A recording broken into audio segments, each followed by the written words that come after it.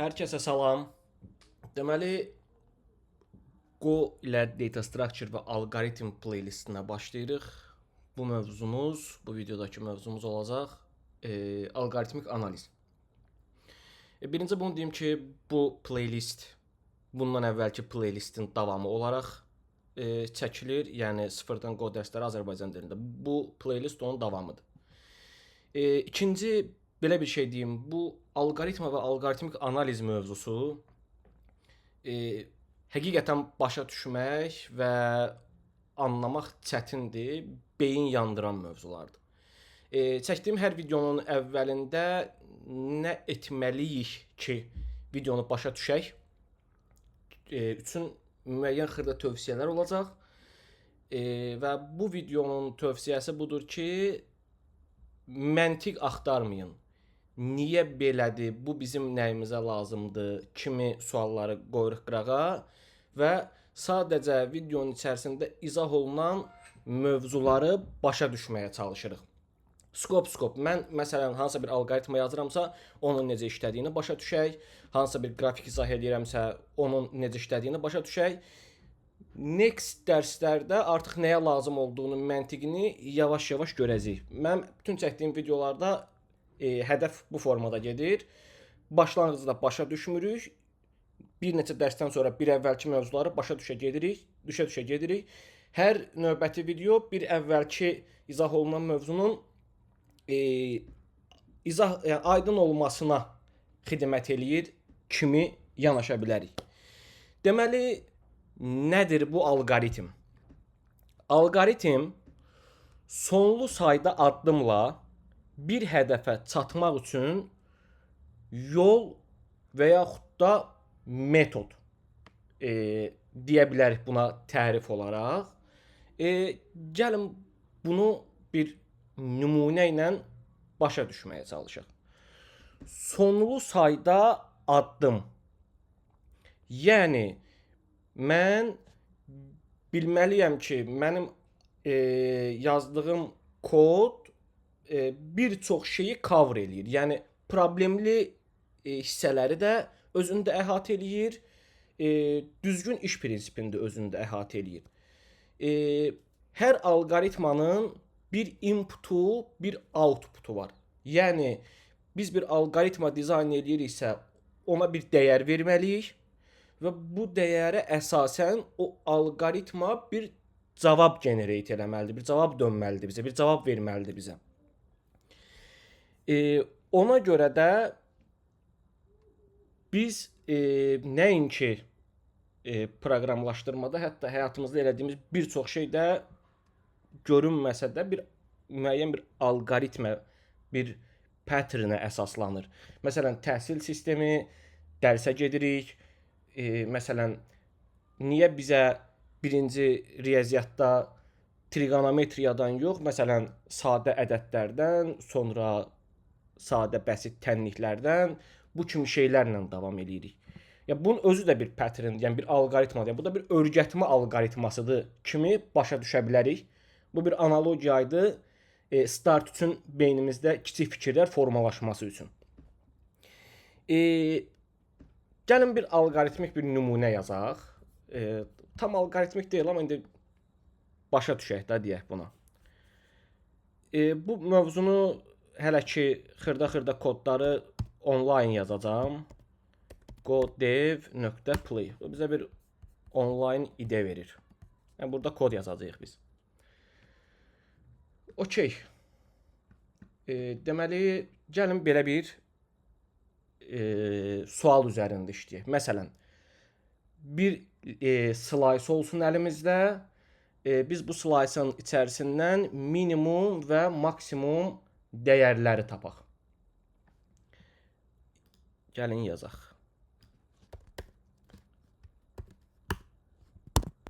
Okey.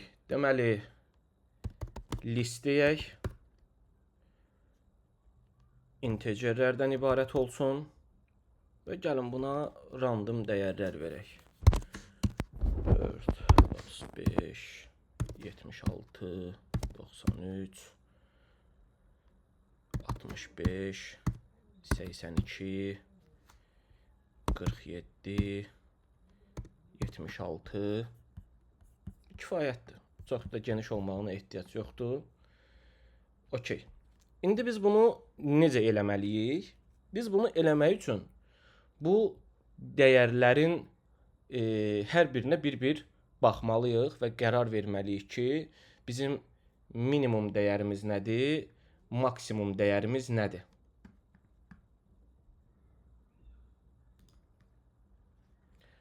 Öncəliklə gəlin bir for yazaq bura. Hələ ki gəzirik. For deyək. I bərabərdir 0 deyək. Nöqtəli vergülümüzü qoyaq. Sonra səhv yazdım bunu. 2 nöqtə bərabərdir 0 deyək. Sonra I kiçikdir len, yəni listin uzunluğundan, çünki listin uzunluğuna qədər gəzəcəyik. Və I plus deyək. Gəlin bunun içində sadə belə bir şey eləyək. Çapa versin. fmt nöqtə println listin i'nincisini çapa versin. Format deyək, run deyək. Baxın, bir-bir bizim dəyərləri çapa verdi. 14, 35, 76, 93, 65, 82, 47, 76. İndi bizim birinci task nə idi? Bizim birinci task o idi ki, burada, gəlin bunu bura yazaq. Task 1. Deməli, listin içində minimum və maksimum dəyəri tap. Okey. Tövsiyəm budur ki, burada pauza verib bir təxmini 15 dəqiqə özünüz bunun üstündə beyninizi yormağınızdır ki, necə eləyək. Zaten burada həll yazılacaq. Sonra həllə baxmağınızdır. Tapa bilməsəz həllə baxmağınızdır və ya da tapa bilsəz də öz yazdığınız kodla mənim yazdığım kodu müqayisə eləməyinizdir.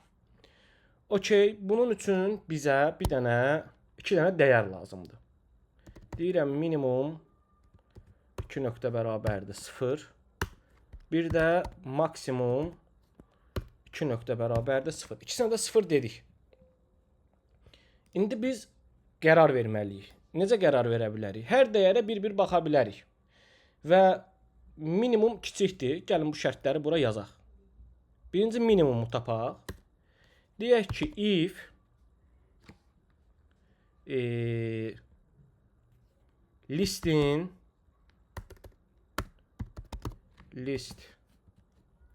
i'nincisi böyükdürsə maksimumdan, bizim maksimum dəyərimizdən, deməli avtomatik olaraq maksimum dəyər odur.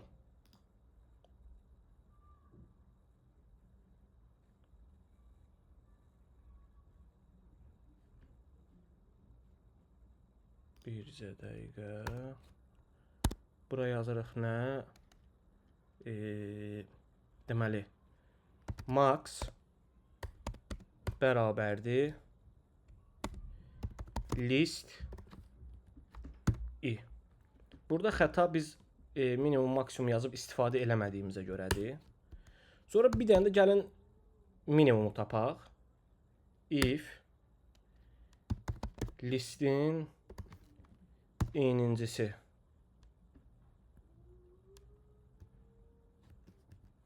kiçikdirsə minimumdan,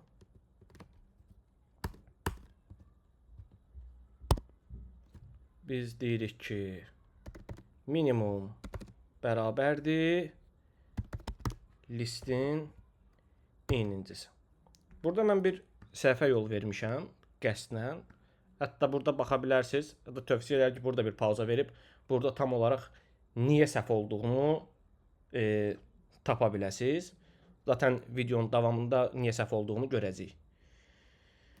Okey. Kodumuzu run eləyirik. Təbii ki, heç nə baş verməyəcək. Proqram bitdi. Çünki çapa heç nə verməmişik. Sonda gərək fmt.println minimumu çapa verək. fmt. Və səhvimiz çıxdı ortaya. Println maksimumu çapa verək. Ki, əksər halda düşünülən belə olur və burada səhvə yol verilir. Baxın, bizim maksimum düzgün işlədi, amma minimum düzgün işləmədi. Niyə? Birinci öncəliyimiz nədir? Alqoritmik analiz dediyimiz şeydə biz birinci mütləq şəkildə kodumuzu oxuya bilməliyik. Deməli, biz gəlib burada bir slice define edirik, elan edirik. Sonra gəlib minimumu da 0 veririk. Maksimumu da 0 veririk. Bu əslində düzgün deyil. Niyə düzgün deyil? Çünki listin sıfır müsbət ədədlər içərisində, yəni müsbət deyil, amma yəni ortada bir rəqəmdir, mənfi ilə müsbət arasında. Və listin müsbət dəyərləri özündə əhatə elədiyini nəzərə alsaq, listin içində nə olur olsun, 0 həmişə ondan kiçikdir. Ona görə də həmişə 0 dəyərini dönəcək. Bəs bunu necə həll eləyək? Gəlirik belə bir şey eləyirik. Deyirik ki, listin ilk dəyəri bizim həm minimumumuz olur, həm maksimumumuz. Yəni listin sıfırıncısını yazmalıyıq biz bura. Sonra da artıq sıfırıncını yazmışıq da, yəni biz minimum və maksimum axtarırıq. Və belə düşünün, mən həmişə bu nümunəni almalarla verirəm. Bir alma yeşiyi var və həm ən yaxşı alma və ən pis almanı axtarırıqsa, əsas olaraq, base olaraq birinci götürdüyümüz almanı özümüzə əsas alırıq. Sonra bütün almaları onunla müqayisə eləyəcəyik. İndi bizim əlimizdə bir alma var. Bunu niyə bir də buna baxaq? Ona görə dövrümüzü, yəni 0-cı indeksdən yox, 1-ci indeksdən. Yəni artıq bu özündə 14-ü saxlayır, minimum. Maksimum da özündə 14-ü saxlayır. Yəni bizim 0-cı dəyərimiz 14-dür. Ona görə də bizim artıq bu counter'ı bu 0-cı indeksdən başlatmağa ehtiyac yoxdur. Növbətisinlə müqayisə eləsin. Zaten videonun davamında başa düşəcəyik. Bizim ümumilikdə bütün hədəfimiz və məqsədimiz bacardığımız qədər minimal əməliyyat sayında, minimal action'da nəticəni əldə eləməyimizdir. Ona görə də birincidən başlayırıq. Və biz bunu indi çapa verək. Yəni kodumuzu çalışdıraq. Və kodumuz çalışdı. Həqiqətən də 14-dür bizim minimum dəyərimiz və maksimum dəyərimiz 93-dür ki, listi görürük. Maksimum dəyərimiz 93-dür.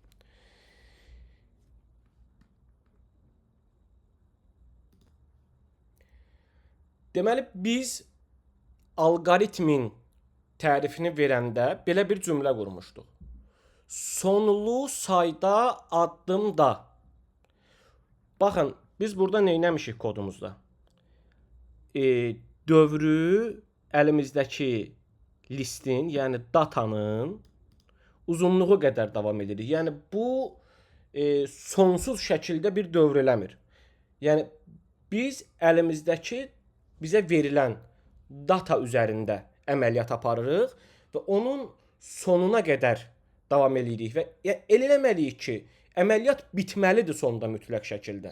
Yekunlaşmalıdır. Yəni orada bir rekursiyanın, yəni bir dövrün içinə düşməməliyik. Yəni sonlu sayda addım dediyimiz şey tam olaraq listimizin uzunluğu. Biz burada sonlu sayda gəzirik dəyərimizi. Bunun başqa versiyaları da var. Hələ ki belə başa düşək. Sonlu sayda addımda hədəfə çatmaq üçün bir hədəfimiz var. Hədəfimiz nədir? Bu listin içərisindəki ən böyük və ən kiçik dəyəri tapmaq. Nə edirik? Ən böyük dəyəri tapmaq üçün bir kod bloku yazmışıq və ən kiçik dəyəri tapmaq üçün bir kod bloku yazmışıq. Və bu kod blokunun içərisində biz hərəkət eləyərək bütün dəyərlərə bir-bir baxaraq gəlib sonda minimumu və maksimumu tapırıq və bizim bu yazdığımız kod bir hədəfə çatmaq üçün bir metoddur. İndi gəlin bu kodu başa düşək. Biz buna çatmaq üçün, bu hədəfə çatmaq üçün nə etdik? Listin içərisindəki bütün dəyərlərə bir-bir baxdıq. Bir-bir yoxladıq. Bu birinci nümunəmiz. Gəlin bir neçə nümunə yazaq və sonda bir nəticəyə gələk. Bunu mən bir function halına gətirəcəm. Func adını qoyaq get min and max deyək. Bu içinə bir integer slice alsın.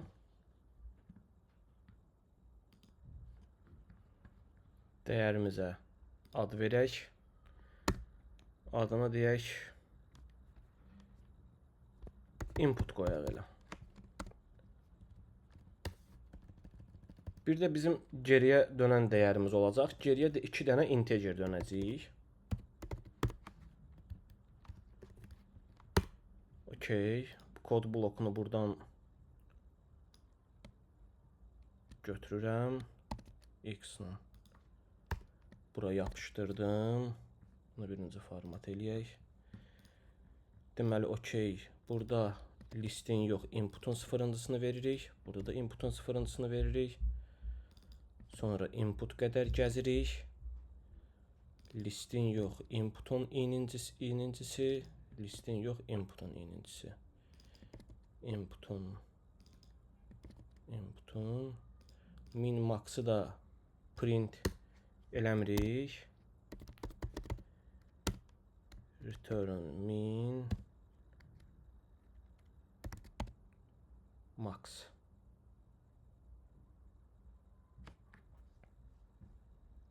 Bunu format eləyək. Okey. Deməli, burada biz nə edirik? Get min and max'ı call eləyirik. Bunun içinə listi göndəririk. Bizə minimum və maksimum dəyərləri dönür. Sonra da biz fmt.println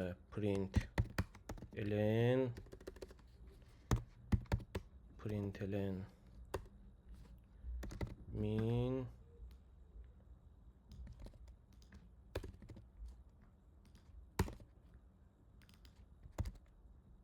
max format run. Bu bize problem yaradır. Format run. Okey. Kodumuz işlədi. Bu bizim minimum və maksimum dəyəri listə uyğun təyin eləyən bir funksiyamızdır. İndi gəlin bunu elədik. Bu kodu bir bloka kommentə alaq.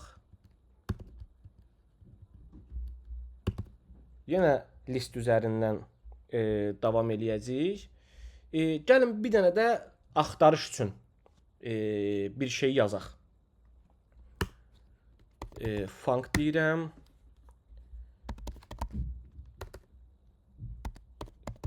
Search data deyirəm. Bu da yenə içinə bir input tipində bir slice qəbul eləyir.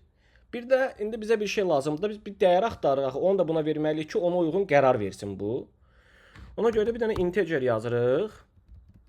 Bunun da adı olsun search data.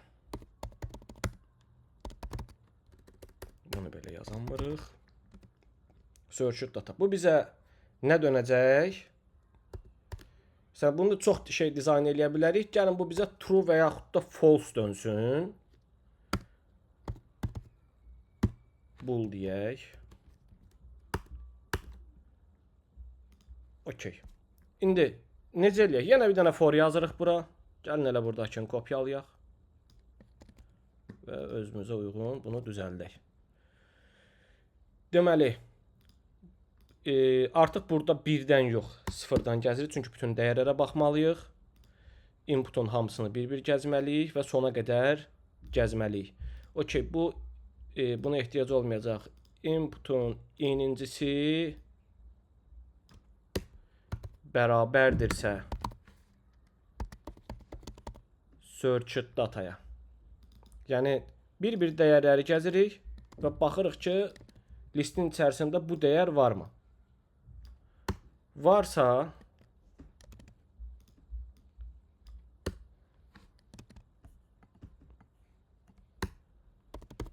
return deyirik, true. Buna ehtiyacımız yoxdur. Burada artıq bütün datanı sona qədər gəzdik. Başından sonuna hamısına bir-bir baxdıq. Yəni belə bir şey yarandı. Məsələn, biz göndəririk bunun içinə ki, listin içərisində 5 varmı? Gəlir 0-cıya baxır, deyir 5-ə bərabərdirmi? Yox. Növbətçisinə baxır, axıra qədər baxır, 5-ə bərabər dəyər tapdığı an deyir ki, döndüm geri. Var. Hə, dövrü axıra qədər gəzdim, sonda tapa bilmədim. Və tapa bilmədimsə artıq deməliyəm ki, yox da qardaş, bu bunun içində yoxdur. İndi gərək bunu call eləyək. Deməli, deyirəm ki, mən çağırıram searched datanı.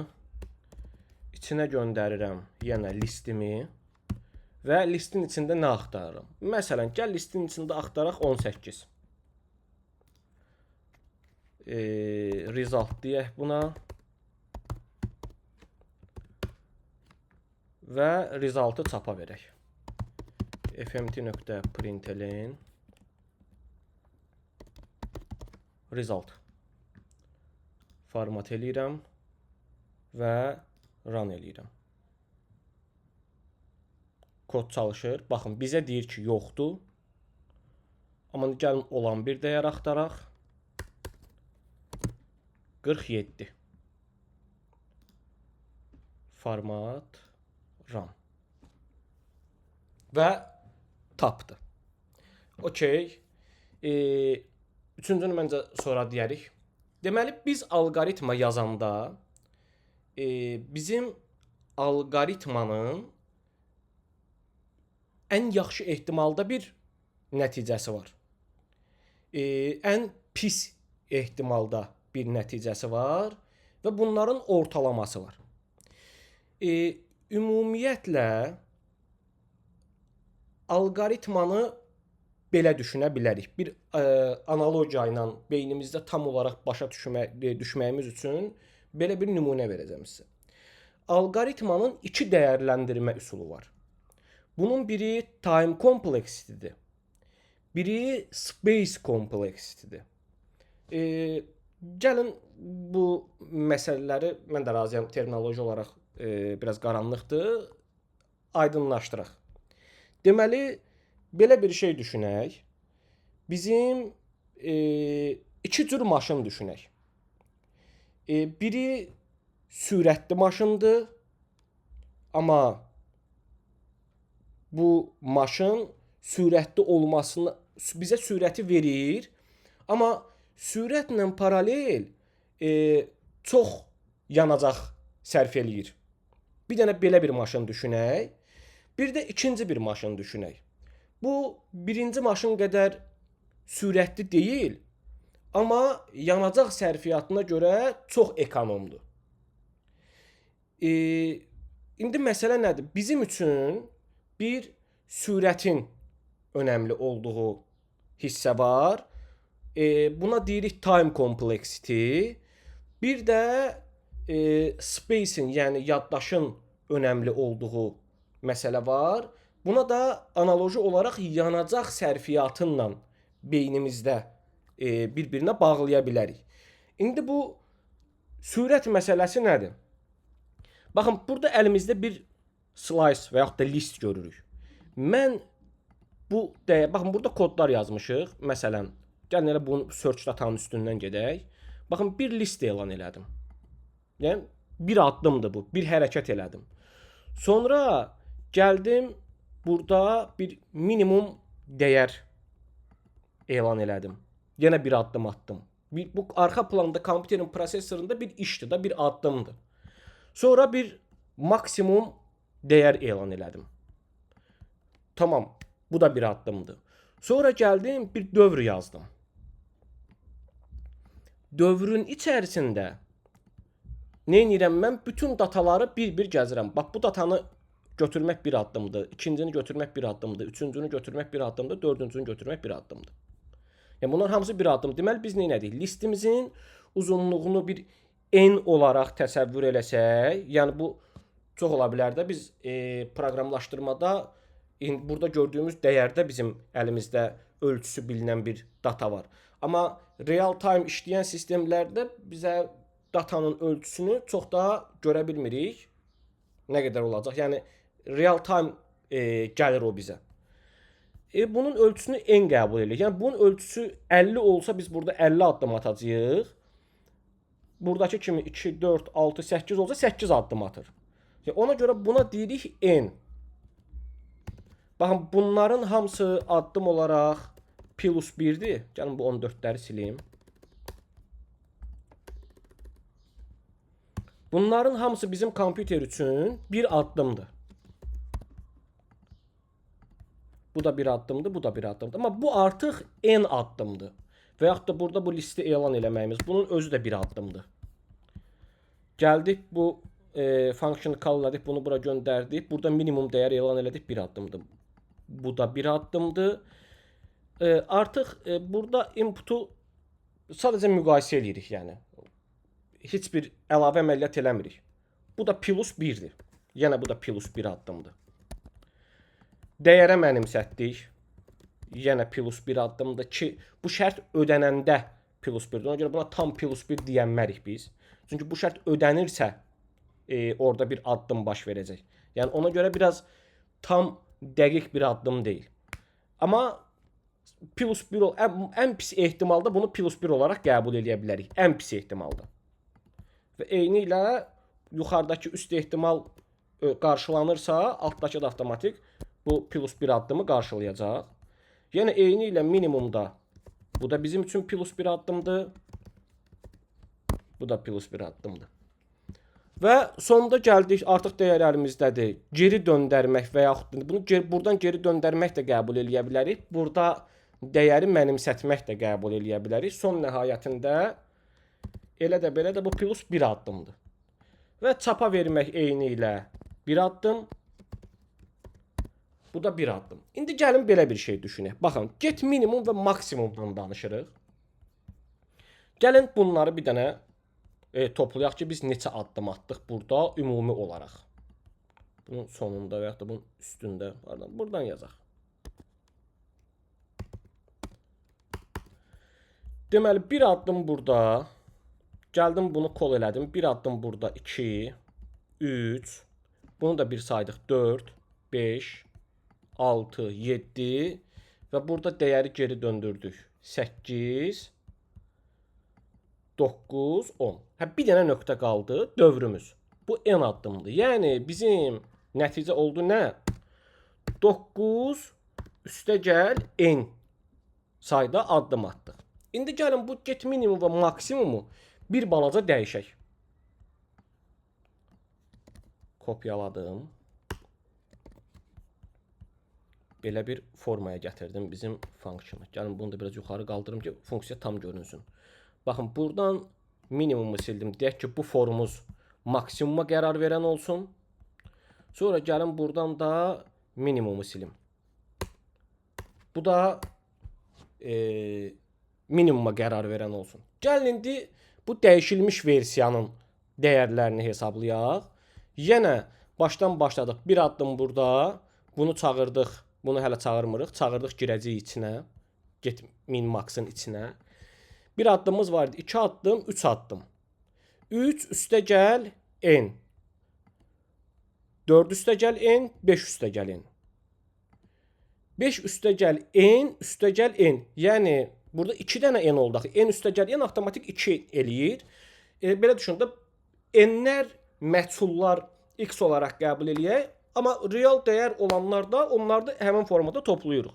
Deməli 1, 2, 3, 3 üstəgəl n, 4 üstəgəl n, 5 üstəgəl n.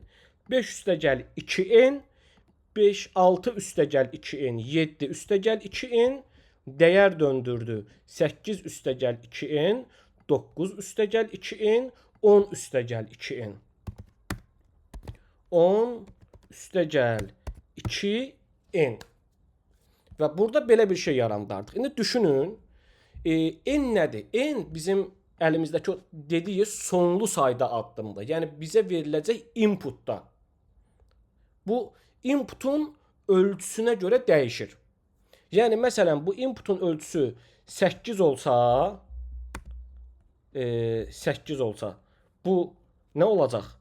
8 üstəgəl 9 elədi 8 üstəgəl 9 elədi 17.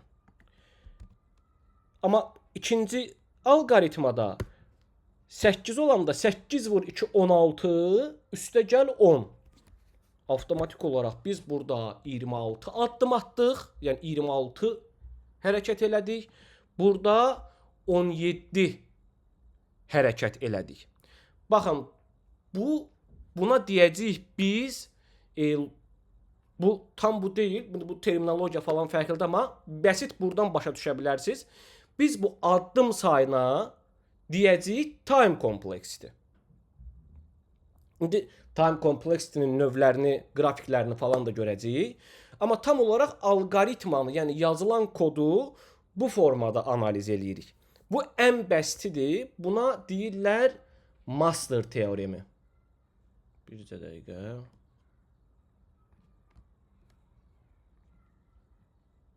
Bircə dəqiqə nə idi bu? Hə, master teoremi.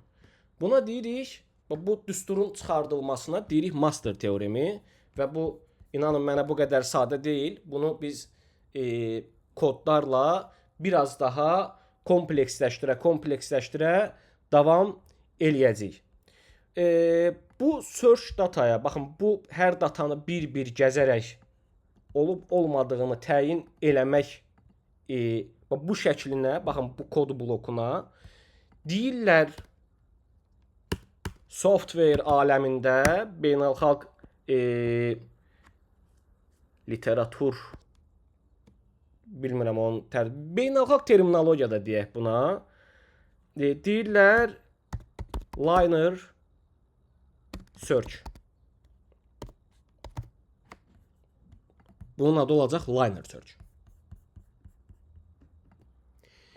Bir alqoritmanı dəyərləndirərkən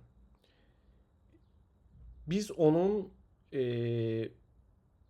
ən yaxşı ehtimalda dönən dəyəri ilə, yəni addımı ilə ən pis ehtimalda olan addımını müqayisə eləyərək bir nəticəyə gəlirik. Və alqoritmik analizdə termin olaraq bunlara best case, worst case və average case deyirlər. Gəlin bu komponentləri də dəyərləndirək. Deməli, bizim 3 konseptimiz var. Best case'imiz var.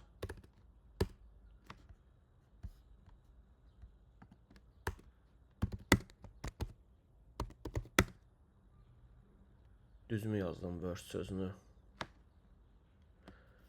Ola bilər, ona takılmayaq. Worst case'imiz var və average case'imiz var. Average case. Deməli, nə baş verir? Baxın, burada biz nə eləmişik? Bizim ən yaxşı ehtimalımız nədir? Burada kodu verərkən, burada biz nə axtarırıq? 47-ni axtarırıq. Mən əgər axtardığım dəyər 14 olsaydı, nə baş verəcəkdi? Gələcəkdi bura, baxacaqdı. Yox, search-ə baxırıq. Gələcəkdi bura, baxacaqdı, deyəcəkdi i-nin sıfırıncısı 14. Düzdür. Bir addımda dönəcəkdi bu nəticəni. Amma bir də belə bir şey var. Mən bir də 76 axtarsaydım nə olacaqdı? 14 yox, 76 desəydim. Artıq bütün dəyərləri bir-bir gəzməli idi. və yaxud da olmayan bir dəyərdə də 88-də də yenə axıra qədər getməliydi. Amma məsələn burada bir performans analizində belə bir şey var. Bunun tam olaraq necə dəyərləndiririk? Bu alqoritmanın, search alqoritmasının best case-inə deyirik 1, worst case-inə deyirik n. Yəni listin uzunluğu nə qədər olur olsun, axıra qədər baxacaq və axırıncıda ya tapacaq, tapmayanda da deyəcək yoxdur. Və buna gəlib deyə bilərdik ki, bunun average case-i nə olur? N plus 1 böl 2. Bu da 0,5, yox 1 avtomatik gedəcək orada. Ona baxacağıq. Bunun average case-i bu olacaq və biz alqoritmaları bir-birindən müqayisə eləyərkən average case-ə görə dəyərləndirəcəyik. Müqayisələri görəcəyik. Tam olaraq indi gəlin bir də belə bir şeyə baxaq. Bir dənə fərqli bir şey yaradaq. Burada true deməyək. Gəlin bura bir dənə baxın belə bir şey eləyək. Bura deyək result 2 nöqtə bərabərdir false. Və burada return deməyim. Kod blokunu dayandırmayım. Və sadəcə deyim ki result bərabərdir true. Belə də result'ı dönüm burada sonda. Məsələn, kodu bu şəkildə dəyişdik. İndi gəlin bir də bunu müqayisə eləyək. Bunlar bir səliqəyə salaq burada. Bu bizim birinci alqoritmanın nəticəsi idi. İndi gəlin ikinci alqoritmamıza baxaq. İkinci alqoritma da bu əksər halda çox yerdə səhv salınır və qarışdırılır. Ona görə nə formada olur olsun, bir alqoritmanın bir çox versiyaları var və onu biraz daha həssas dəyərləndirməliyik. Baxın, eyni işi görürəm. Eyni işdir. Amma artıq burada nəticə dəyişəcək. Gəlin baxaq. Burada nə edirik? Deyirəm result bərabərdir false. Bir əvvəlki versiyada tapan kimi geri dönürdüm. Yəni bu mənim best case-imi dəyişdi. İndi mən nə olur olsun, baxın burada return yoxdur ki. Bu for axıra qədər dönəcək. Axıra qədər. Və artıq belə bir şey yarandı. Mən best case-im dəyişdi oldu n. Çünki return hissəsi ancaq buradadır, kod ancaq burada, function ancaq burada geri dəyər döndərir və bu zaman mən dəyəri tapdım da, tapmadım da o listin sonuna qədər baxacağam. Yəni gələcək burada tapacaq, true'nu set eləyəcək, sonra axtaracaq, sona qədər bir gərəksiz efor sərf eləyəcək. Sonda gəlib deyəcək ki, mən 5 dənə əvvəl tapmışdım, tamam orada true dönür, durur da, gəl bunu dönək. Deməli, nə oldu? Best case'imiz oldu n. Worst case'imiz oldu n. Average case'imiz oldu n böl 2. İndi gəlin müqayisə eləyək. Bunun hansı daha böyükdür? Bir dəyər qoyaq ikisinə də. 6 dəyəri qoyaq. 6 da qoymayaq. 100 dəyəri qoyaq. Yəni orada elə də belə də 0,5 fərq eləyəcək, amma 100 də qoyanda 101 bölü 2 eləyəcək 50,5. Burada 100 qoyanda eləyəcək 50. Deməli, bunun dəyəri bu daha çox addım atdığı üçün bu alqoritma, yəni birinci yazdığımız alqoritma 2n, yox, n bölü 2 deyil, bağışlayın. Bunu toplayıb 2-yə bölürük, 2n olur n. Tamam, indi hiss olundu fərq. 100. 100 dəyər üzərindən n, yəni ölçü 100 olanda, listin uzunluğu 100 olanda 101 bölü 2 50,5 addımda tapdıq. Amma ikinci versiyamızda 100 addımda tapdıq. Deməli, kompüteri gərəksiz olaraq orta statistik 40,5% artıq istifadə elədik. Deməli, bu alqoritmaya nəzərən daha performanslı alqoritmadır time complexity olaraq. Biz hələ ki ancaq time complexity-dən danışırıq. Space complexity sonrakı dərslərin mövzusu olacaq. Okey. Deməli biz burada danışdıq unsorted, yəni sırasız listlərdə bir axtarışdan danışdıq. İndi gəlin bir də baxaq sıralı, yəni rəqəmlər sıralı olan bir listə. O alqoritmlərin dəyərləndirilməsində bir fərqli bir şey görəcəyik artıq burada. Bu listi, bu task 1-dir. Bunu mən kommentə alıram. Gəlirəm indi task 2-ni də search elədik. Task 2 deyək, 3 deyək, fərqi yoxdur. Birini də yazaq. Buna deyirəm task 3. İndi deyirəm sıralı listin içində verilmiş dəyəri axtar. Okey, gəlin də listimizi bir dənə sıralayaq. 14 47 ondan sonra 76-nı 2 dəfə yazmışıq. Gəlin bunu da 78 eləyək. 65 76 78 82 93. Bunu format eləyək.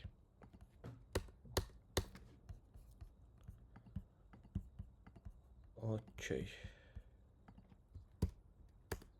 Deməli bu resultı komment alırıq. FMT print eləni kommentə alırıq. Bu alqoritmamızın adı olacaq binary search. Yəni ikili axtarış. Binary search. Okey. Func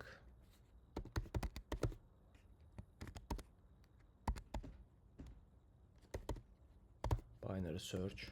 Yəni linear search-dəki kimi 2 dənə dəyər qəbul eləyəcək içinə. Bunları veririk. Input və axtardığımız dəyər. Və giririk funksiyonumuzun içinə. Deməli, binary search nədir? Gəlin onu sizə belə bir şəkildə göstərəcəm.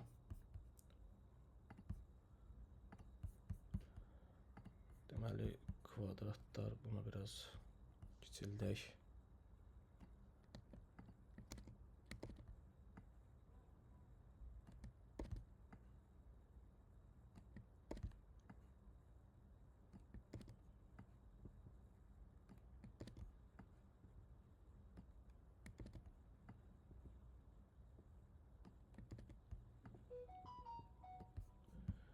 Okey, məncə bu qədər bəsdir. Bu tekstimizi də bunun üstünə qoyacağam.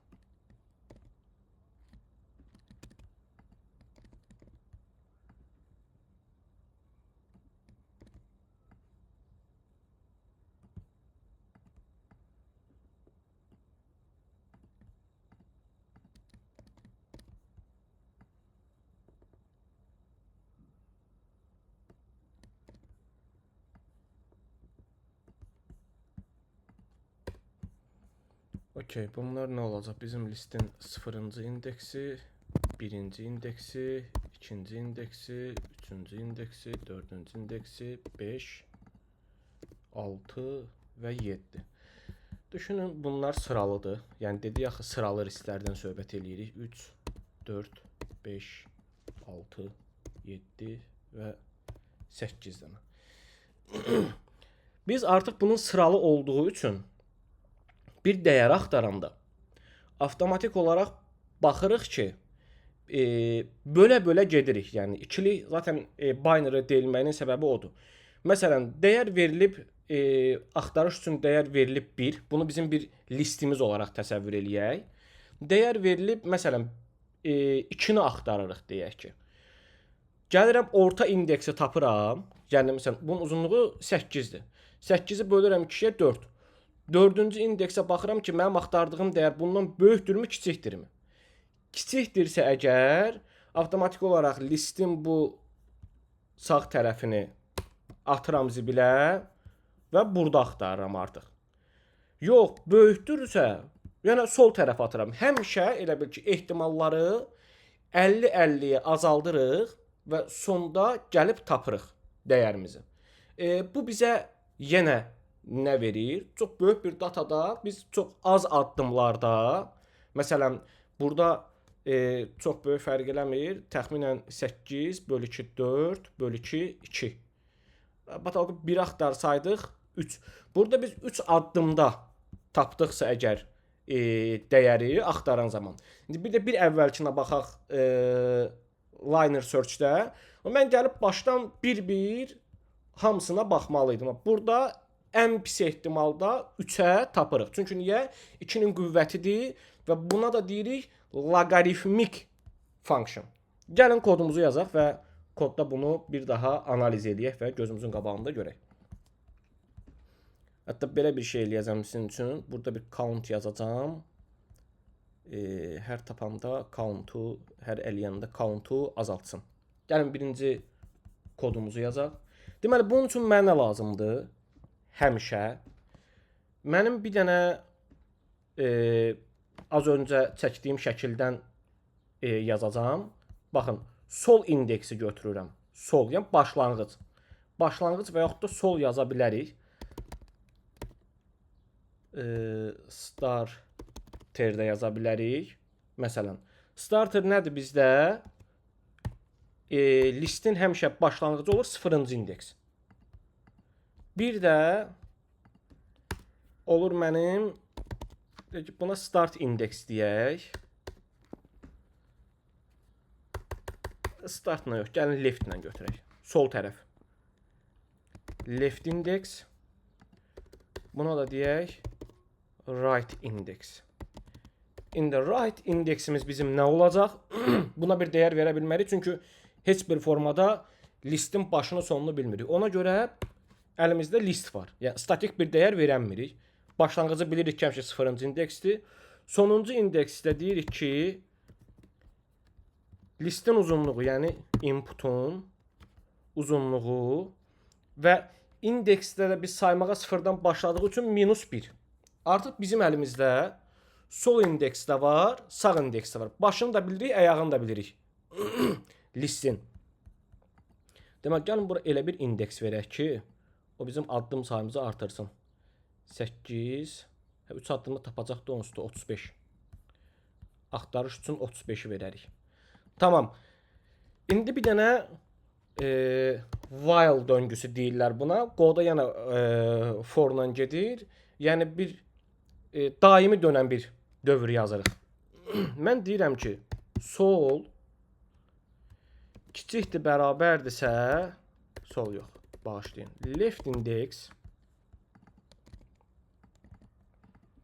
Left index kiçikdir, bərabərdirsə, right indeksdən sən bu tələb çərçivəsində həmişə dövr elə. Okey. İndi bizə nə lazımdır? Biz bunun, bu listin ortasını hesablamalı. Çünki həmişə ortadan bölə-bölə gedirik. Gəlirəm, deyirəm ki, center, mərkəz deməli, bərabərdir. Bu mərkəzi biz necə hesablaya bilərik?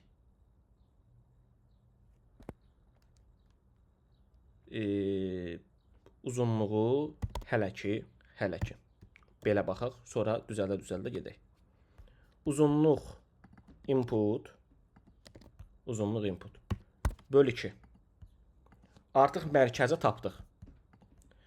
Mərkəzi tapdığımıza görə indi gəlin yoxlayaq.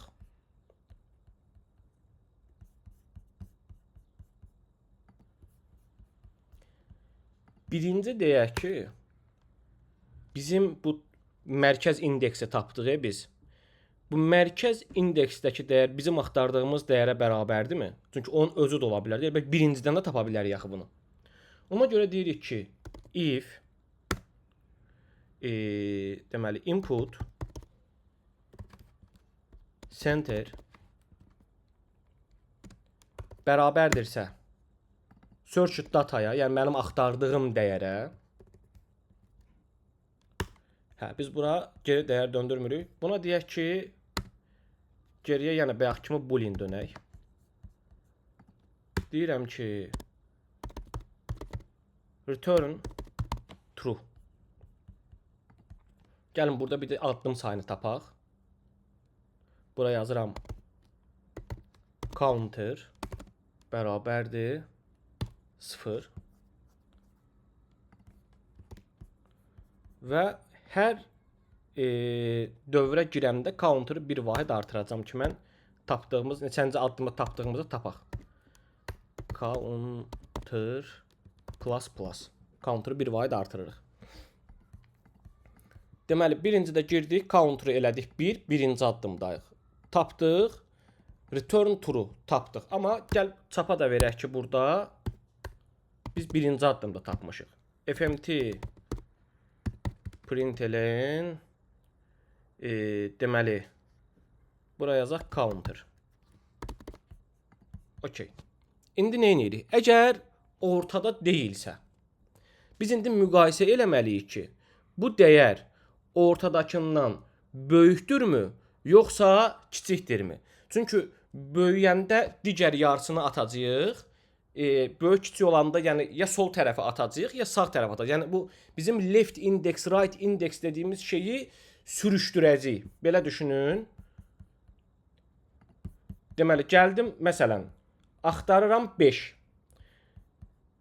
Ölçü 8-dir. 8-i böldüm 2-yə, tapdım ki, 4-cü indeksə baxacam mən. 0, 1, 2, 3, 4. Yəni 5 deməyək, nümunəni görə bilmək. Elə 5 deyək, hə. Böldüm, dedim 4. 4-cü indeks daha doğrusu 5 dəyərini axtarıram.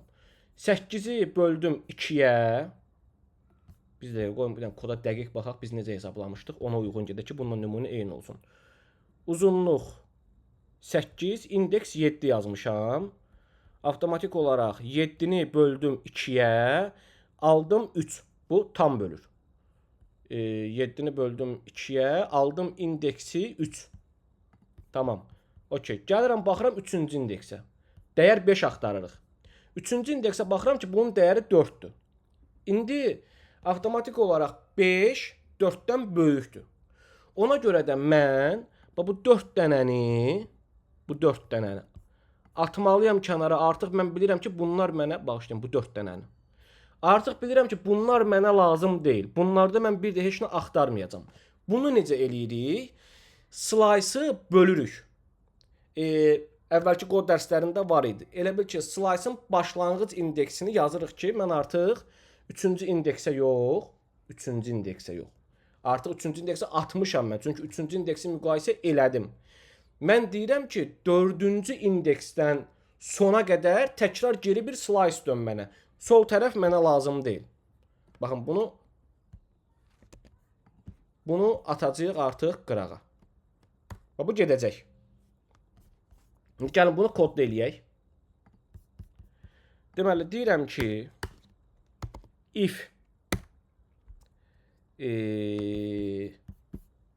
tam olaraq necə eləyirdik? Orta ilə hədəf, deməli, if inputun center dəyəri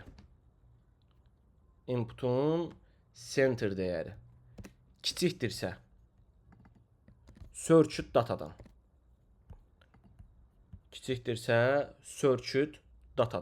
mən nə edəcəm? Bir dənə mən onu təsəvvür eləyim. Gəlin baxaq. Gəlin vizual olaraq baxaq. Inputun mərkəzi searched datamızda 5-dir. Gəlin baxaq. Mən deyirəm ki, orta biz tapmışdıq 3-cü indeks. 3-cü indeksin dəyəri 5 artırıram. 5 bundan. 3 artırsam, məsələn 3 axtarsam kiçik olacaq. Kiçikdirsə mən sağ tərəfi bu hissəni atmalıyam. Kiçikdirsə sağ tərəfi atmalıyam.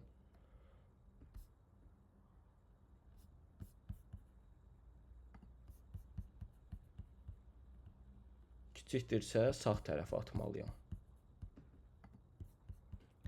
Yox. Bir dəqiqə. Mənim axtardığım dəyər ortadan böyükdürsə, mənim axtardığım dəyər ortadan böyükdürsə, deməli mən növbəti dəyərim buradadır. Burada axtaracam. Bu tərəfi atmalıyam. Bəli, bu tərəfi atmalıyam. Bu tərəfi atmaq üçün mən başlanğıc indeksimi gətirib çəkməliyəm bura. Burada mənim əlimdə nə var idi? Burada mənim əlimdə ortadan bölmüşəm, 3 almışam. 3 almışamsa slice-ı eləməliyəm növbəti dəyər. Slice-ı eləməliyəm növbəti dəyər. Növbəti dəyərim mənim nədir? Növbəti dəyərim nədir? Ortadan bir sonraki dəyər. Yəni mən burada deyirəm ki left bərabərdir orta. Yəni mənim sentrim. Center plus 1. Okey.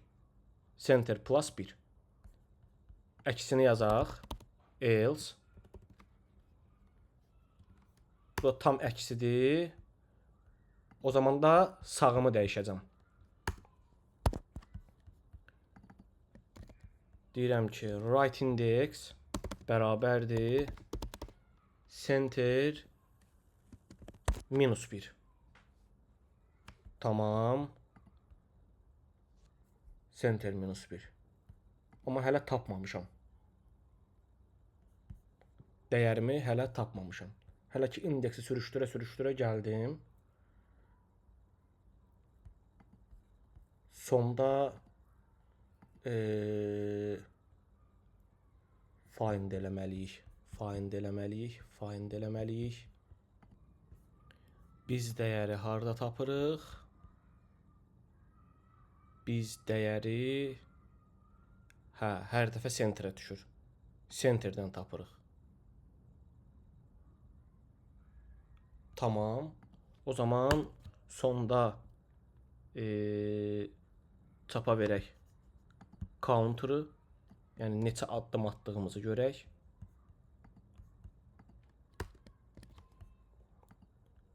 Və return false deyək. Okey. Burada sizə bir tövsiyə, burada pauza verin və burada bir problem var. Bu kodun içərisində bir problem var nəticəni tapmamız üçün. O problem nədir? Yenə beynimizin tam bu şeyə adaptasiya olmağı üçün bu pauzaları verib bunun üzərində düşünməyiniz tövsiyə olunur. Əgər vaxtınız varsa özünüzlə biraz beynimizdə rəqabət aparma. Bunu tapana qədər bunun arxasına baxmayın yəni. Ən tövsiyə olunan şey odur. Amma vaxtınız yoxdursa da bu videoya baxarkən ən azından bir 5 dəqiqə, 10 dəqiqə bunun haqqında düşünün. Gəlin indi baxaq burada. Bu heç problem bu deyil idi. Okey. Deməli indi kodumuzu call eləyək və run eləyək. Yenə bu kodu istifadə eləyəcəm kopyalayıb.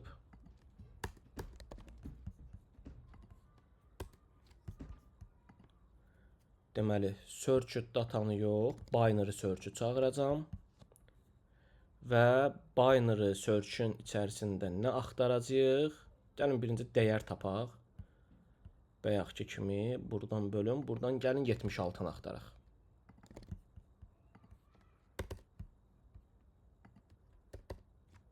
və resultı çapa verək. Expected statement slash harda istəyir? 16-cı sətir. Hə. Okey. Format. Deməli, sona çatırmı? Çatmır. Yəni, counter'ın artımını da çapa verək. Çox gərəksiz vaxt itirməyək. Println counter və kodu run edirəm. Bizə xəta verdi. Undefined list.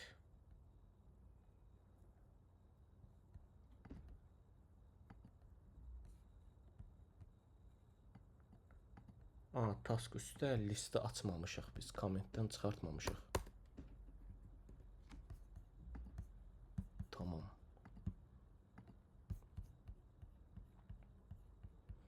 Bir undefined right index. Tamam. Sonra nə deyir? Undefined right index. Undefined left. Mən hara yazmışam left? Tamam.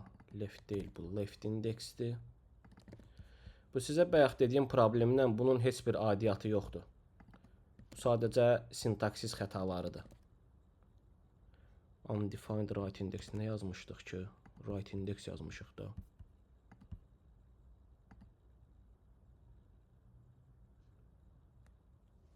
Bir true. Bəli. Birinci addımda tapdı.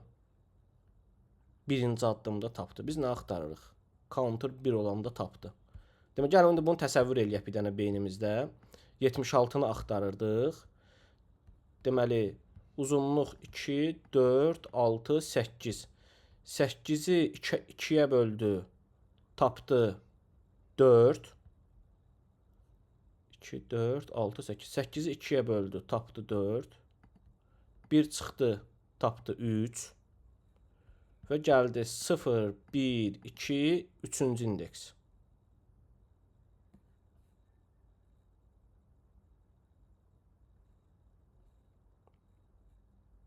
Üçüncü indeks. Okey. Üçüncü indeksə baxır. 0, 1, 2, 3. Çapa verəcəm bunu addımları görə bilmək üçün. Counter, right index, left index. Gəl, fora girməmiş mənim üçün bir dənə right indexi çapa ver. fmt nöqtə print ln right index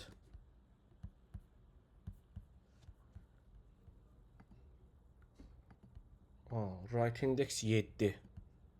Tamam. Bunu düz tap. Yox, səhv yerə yazdım println. Counter getdi. Center'ı tapıram. Mənim üçün hər dəfə center'ı çapa versin. fmt nöqtə println center. Kodumuzu bir dənə də run eləyək. Center'ı tapdı 4. Okey. Center'ı tapdı 4. Bu 7-ni 2-yə bölüb necə 4 tapır ki? Biz səhv eləyirik axı. Mən kodumuzun bir səhvi buradan tapdıq. Deməli, biz uzunluğu yox,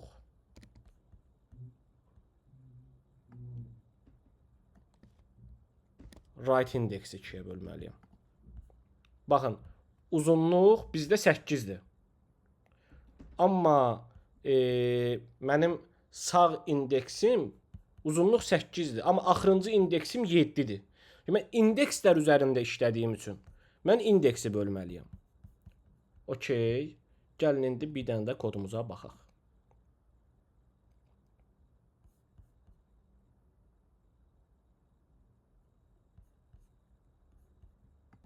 Timeout running program.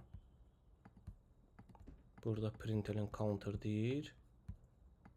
niyə problem alırıq? İndi gəlin bunu bir dənə düşünək. Gəlin kodun üstündən bir-bir keçək. Deməli, bizim left indeksimiz birinci girəndə oldu 0, right indeksimiz oldu 7. Tamam. Sonra gəldik bura, baxdıq ki, left indeks right indeksdən kiçikdirmi? Bəli, kiçikdir, 0,7-dən kiçikdir. Gəldim counter'ı artırdım, elədim 1.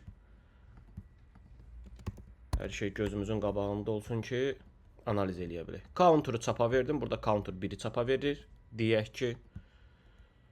Sonra gəlirik center'ı tapmağa. Center'ı tapırıq, right indeks 7-ni böldük 2-yə, aldıq indeks olaraq 3. Aldıq indeks olaraq 3. Okey. Deməli, center'ı çapa verdik. Center'ımız oldu 3. Deyirəm ki, 3 inputun 3-cü dəyəri, yəni buradakı 0, 1, 2, 3. Burada oldu 65. Axtardığım dəyər nədir? 76. Deyirəm 65 76-ya bərabərdirmi? Yox. 65 search datadan kiçikdirmi?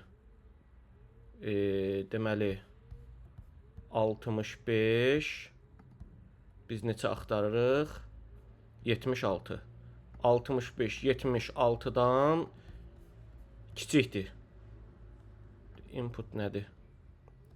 Input center 65-dir. Bizim axtardığımız dəyər 76-dır. 65 kiçikdir 76. Bəli, bu dəyərimiz ödədi. Biz burada nə etdik? Left indeksimizi 3 idi sentrimiz, left indeksimizi elədik 4. Bizdə gəldi oldu left indeksimiz 4. Tamam. Sonra dövr 1 də qayıtdı bura. 4 7-dən kiçikdirmi? Bəli. Counter'ı artırdıq, elədik 2. Counter'ı çapa verdik. Center bərabərdir. Tamam. Tamam. Okey. Bizim right indeksimiz hələ də 7-dir.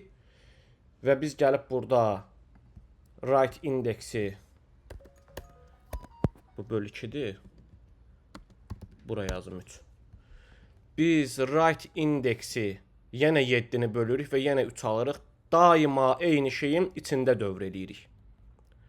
Ona görə də deməli biz bu orta hesablamanı səhv aparmışıq. Gəlin bunu düzəldək. Biz elə ki belə bir şey eləməliyik. Birincidə gəldik, baxdıq. Məsələn, baxın burada kiçik olmalıdır. Biz burada left indeksimizi dəyişmişik.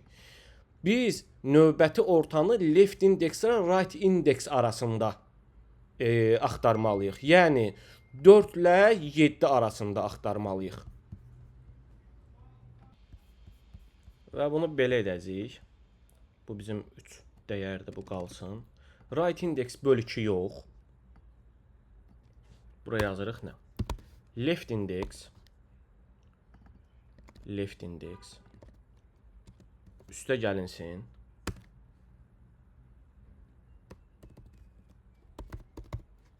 Right index çıxılsın left index. Bunu da bölürük 2-yə. Okey. İndi biz nə etdik tam olaraq? Gəlin addım-addım baxaq koda. Ondan sonra düzgün nəticəyə gələk ki, biz nəyi dəyişdik. Format eləyirəm. Communicating remote server internet problemi. Mənim internetimdə problem var deyəsən. Bizdə də bunu bir dənə kopyalayacağam. Və refresh verəcəm. Mənim internet kəsildi. Burada pauza verirəm, bir dənə internet problemimi düzəldim. Okey, internet qırılmışdı. Ayda bizim kod gedibmi? Yox, getməyib.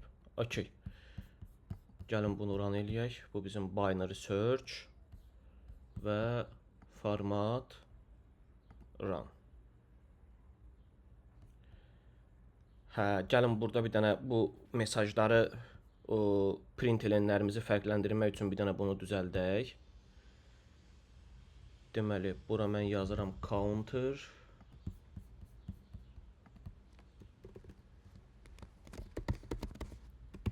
Counter. Run deyək. Burada virgül qoymalıyam.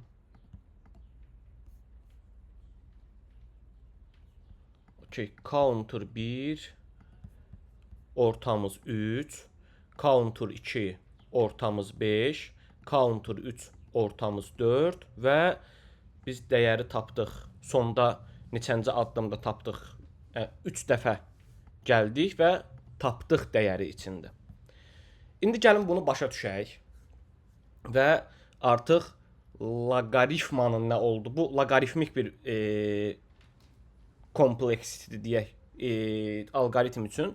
Ona görə gəlin bunu bir dənə analiz eləyək. Nə baş verdi? Baxın, deməli gəldik, dedik ki, ən kritik nöqtə budur. Bunu başa düşməliyik əsas məsələ. Niyə belə yazdıq? Baxın, belə bir metod, taktika istifadə elədik bu solu sağı sürüşdürmək üçün. Gəldik, dedik ki, solum heç gəlin buradan başlayaq. Solla sağın arası. Məsələn, biz az əvvəl right'ı bölürdük. Həmişə sağı bölürdük. Yəni həmişə sağdan 2-yə bölə-bölə gəlirdik. Amma bizim axtardığımız dəyər biz sola doğru gedirdik. Yəni belə düşünək, buradan baxsaq, bizim o yazdığımız right bölü 2 gəlirdi birinci bunu atırdı qırağa. Ondan sonra 2-yə bölürdü, gəlirdi bunu atırdı qırağa. Sonra bunu 2-yə bölürdü, gəlirdi bunu atırdı qırağa. Yəni həmişə sağdan sola doğru gedirdi. Amma bizə həmişə sağdan sola doğru lazım deyil axı. Biz həmişə qərar verməliyik ki, ya solu atırıq, ya sağı. Bunun üçün biz bu həmişə sağı yox, belə bir şey edirik. Deyirəm ki, sol nədir? 0. Yəni solun üstünə gəl. Sanki soldan sağa doğru qərar veririk. Deyirəm ki, birinci sağdan, yəni sağ tərəfdən solu çıx. Bu o deməkdir ki, biz təxmini axırıncı indeks, yəni birinci indekslə axırıncı indeks arasındakı indekslərin arasındakı fərqi tapırıq. 7 çıx 0 biz right'ı bölürdük. Yəni o fərqi tapmaq üçündür. 7 çıx 0 bərabərdir 7. Böldü 2-yə. Aldıq 3. Sonra deyirəm ki, gəl left'in üstünə gəl o 3'ü. Yəni ortanı tapdım da solun üstünə gəl onu. 3'ü gəldim 0'ın üstünə, oldu mənim indeksim 3. Hara gəldim, çatdım bura. Avtomatik mən sərhəddimi gətirdim, çatdırdım bura. Daha doğrusu buna. Sonra deyirəm ki, mənim sentrim budur. Bunu tap. Birinci situasiyada tam aydın olmaya bilər, amma ikinci addımda başa düşəcəyik bunu. Yəni dövrə ikinci dəfə girəndə. Tapdım ki, mənim ortam buradır. 3-cü indeks, dəyər 4.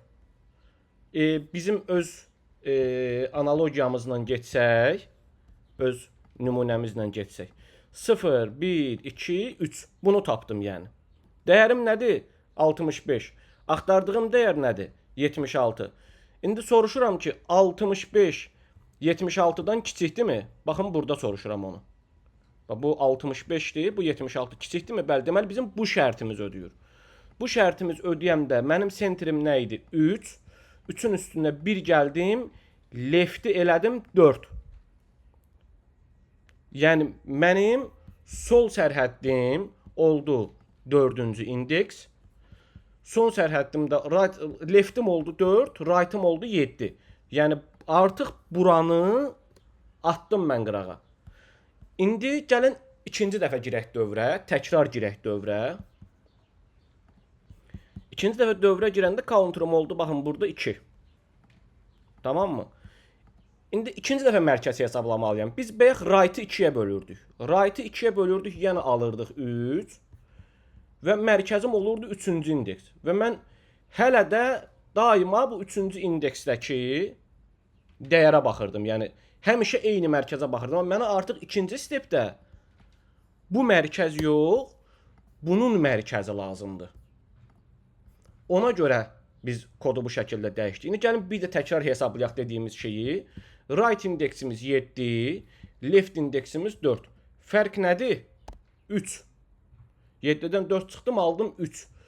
Sonra 3'ün ortasını tapıram. 3'ün ortası nədir?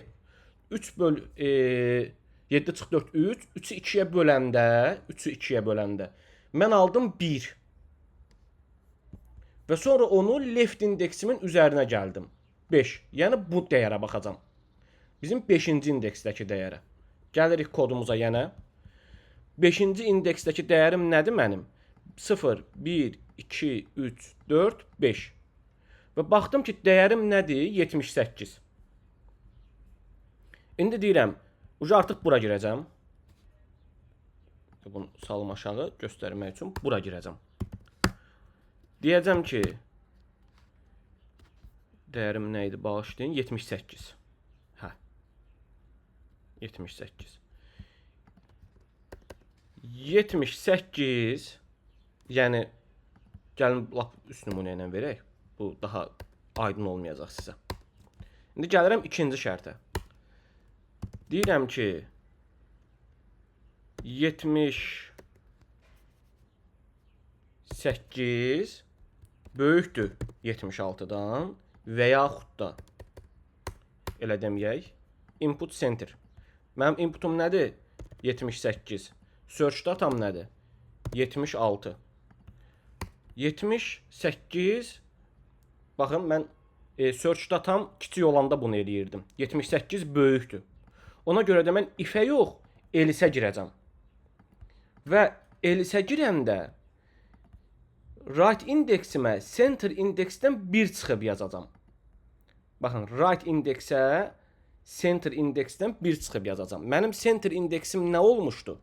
İkinci addımda 5. 5-dən 1 çıxacam və right indeksimi eləyəcəm 4.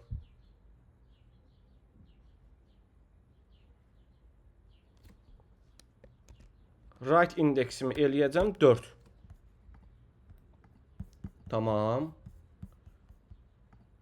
Və gəlirəm, baxıram 4-cü indeksə. Mənim artıq buranı atdım, düşünün.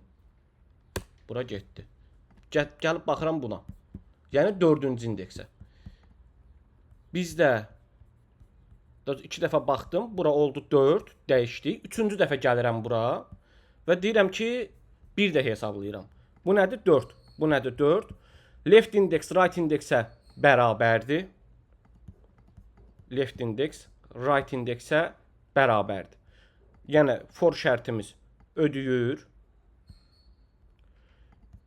Gəlirəm, yenə left üstə gəl, yəni 4 üstə gəl. Bundan bunu çıxdım 0, 2-yə böldüm 0. Yəni left indeksin özünə baxıram. Yəni 4-ə.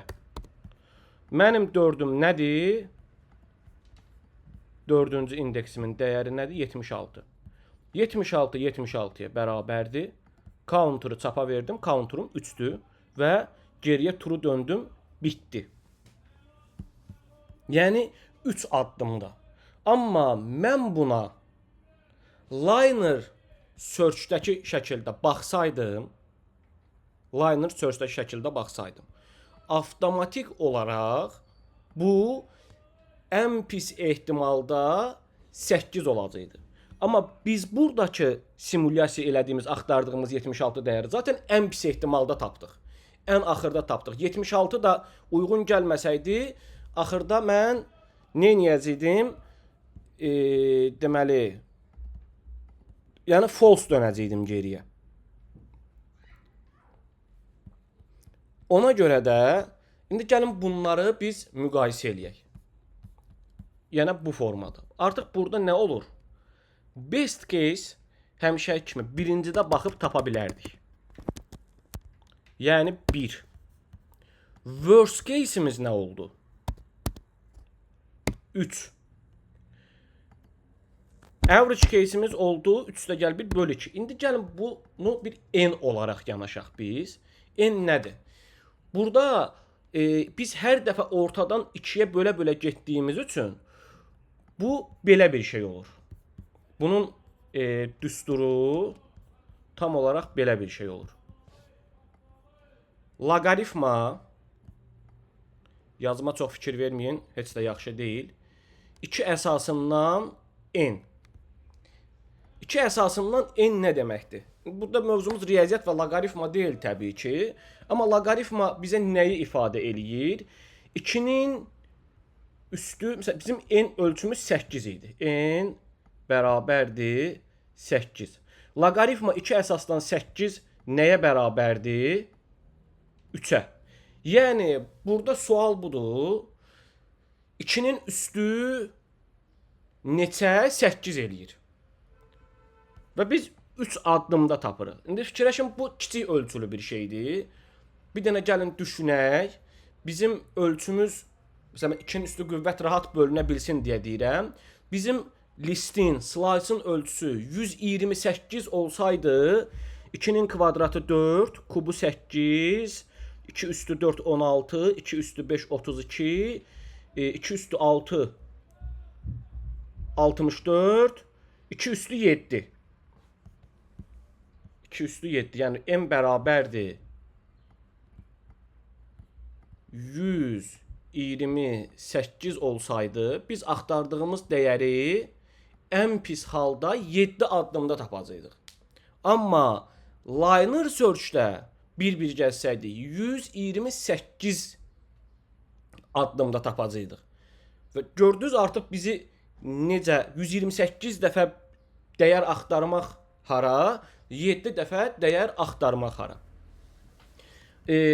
Burada belə bir məsələ var. Biz bir alqoritmanı dəyərləndirərkən sonsuza gedən yolda dəyərləndiririk həmişə. Və Big O notation deyilən bir şey var. Gəlin bunlara baxaq. Big O notation'da deyilir ki,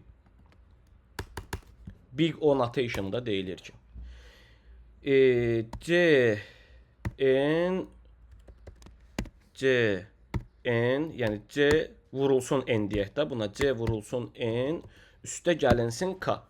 Deyir ki, bir alqoritmanı dəyərləndirərkən onun N'in qarşısındakı vuruqlar, yəni mislilər.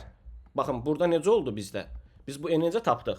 2N böl N olaraq dəyərləndirdik də biz bunun average case-ini dəyərləndirərkən. Deyir, əgər N'in qarşısında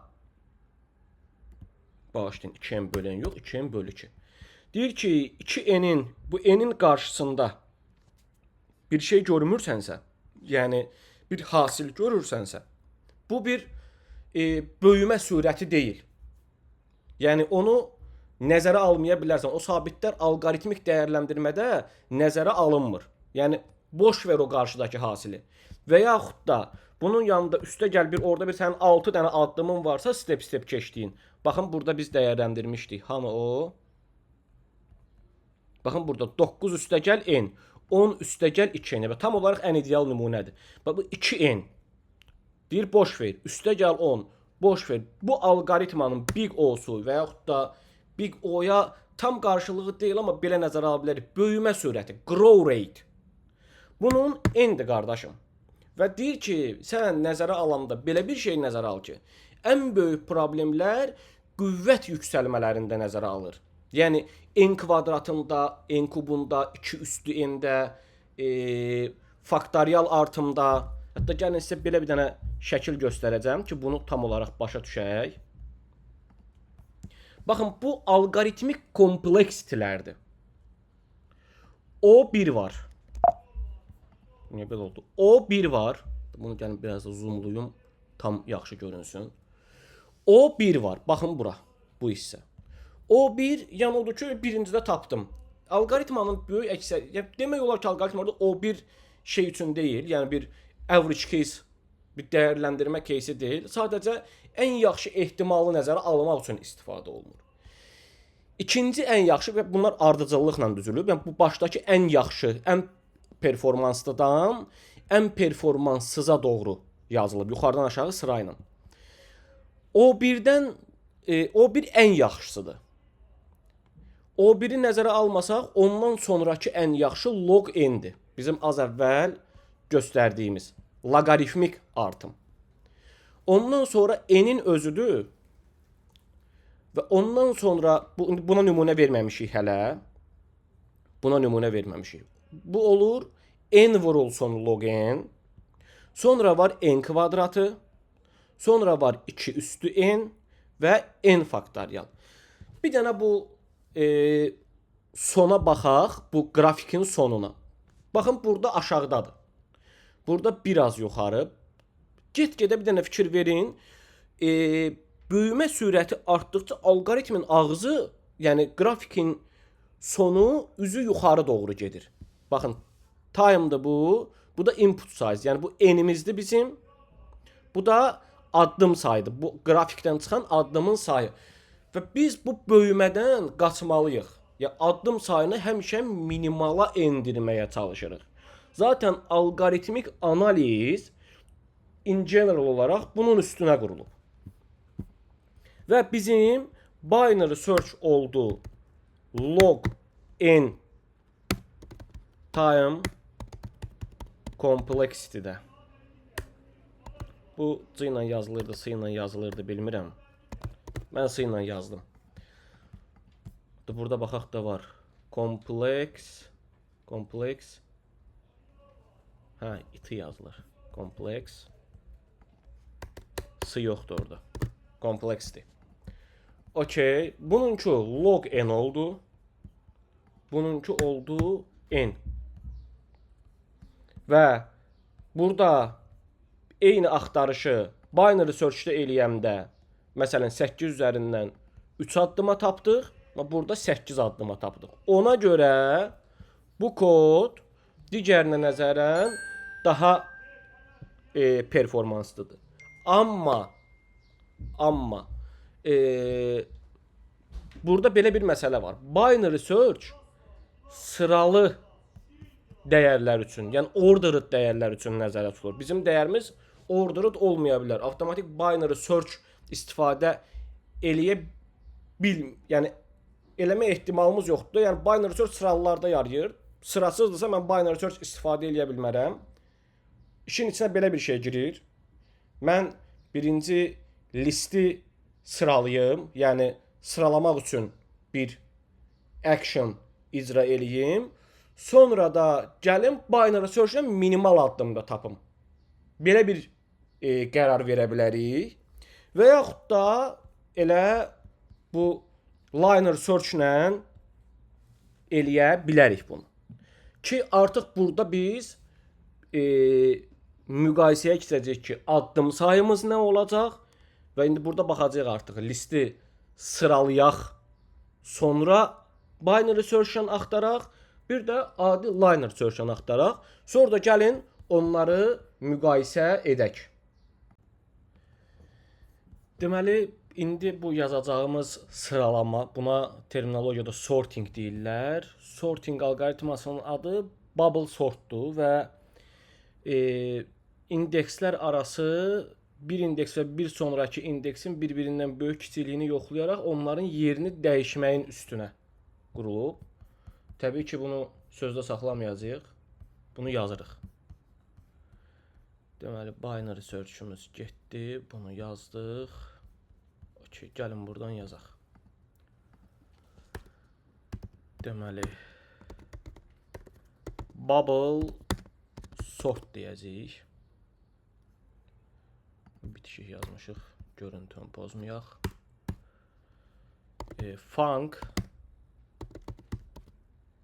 bubble sort. İçinə bir list alır və geriyə bir list dönür.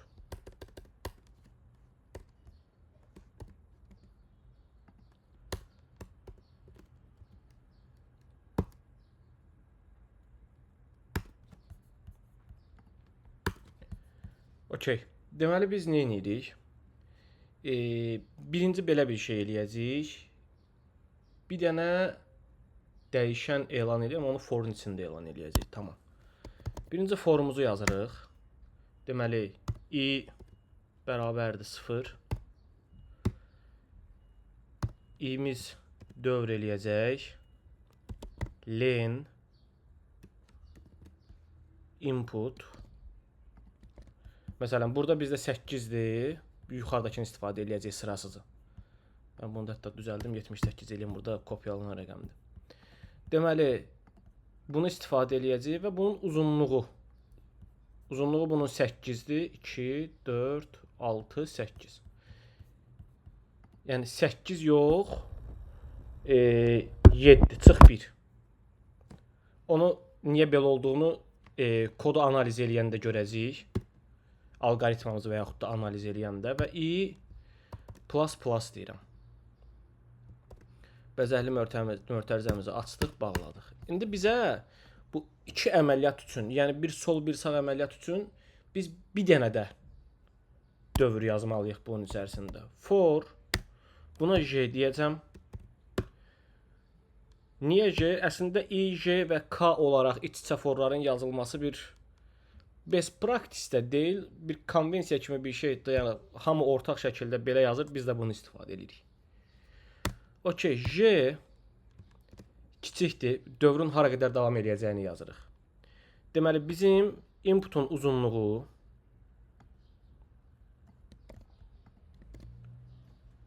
çıxılsın, bizim i dəyəri çıxılsın 1 və J plus plus. Yəni bəzəkli mötərizəmizi açdıq, bağladıq. İç-içə 2 dənə dövr yazırıq. Gəlin hətta bunun listi burada göz qabağında yazacağam ki, burada əməliyyatları bir-bir nəyin necə dəyişdiyini görək. Gəlin belə eləyək. Bir dənə qısa bir list yazaq bura ki, bu biraz üstü artdığı üçün ehtimallar. Gəlin listin ölçüsünü biraz kiçik eləyək ki. Deməli, 14 qalsın, 93 qalsın, 65 qalsın, 82 qalsın. Okey. Deməli, bu listi istifadə edəcəyik. Hətta gəlin bura task 4 yazaq. Task 4.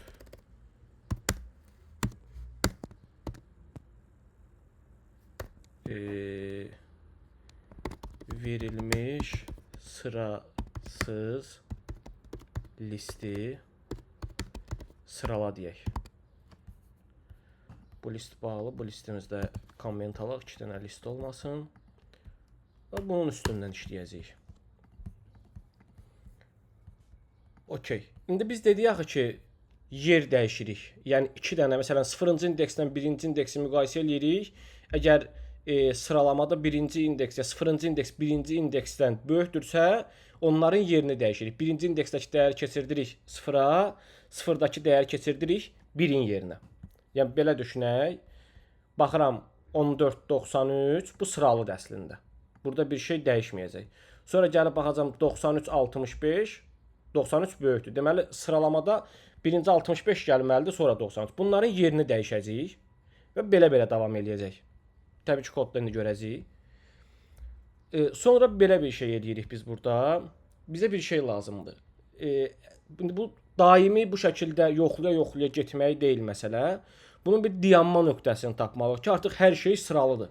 Bunun qərarını verməliyik. Bunun qərarı nədir? Baxın, belə bir şeydir. Buna deyirəm ki, yer İngilis dilində yaza bilərik. Place changed yazaq.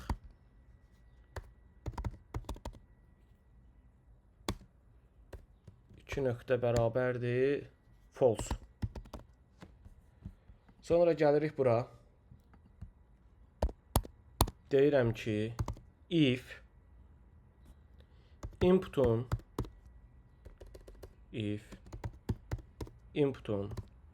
deməli inputun J'nincisi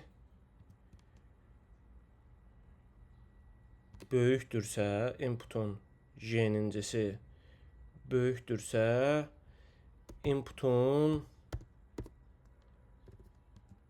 J plus 1-indən böyükdürsə. Okey. inputun J-nincisi, yəni 0-cı böyükdürsə 1-cidən, hələ başdan baxırıq. 0-cı 1-cidən böyükdürsə 0-cı 1-cidən, 0-cı 1-cidən gözümüzün qabağında olsun. 0-cı 1-cidən böyükdürsə əgər yer dəyişmə eləməliyəm mən. Bəli, yer dəyişmə eləməliyəm. Yer dəyişməni necə eləyəcəm? Inputun J-nincisi vergül inputun J plus 1-cisi bərabər olur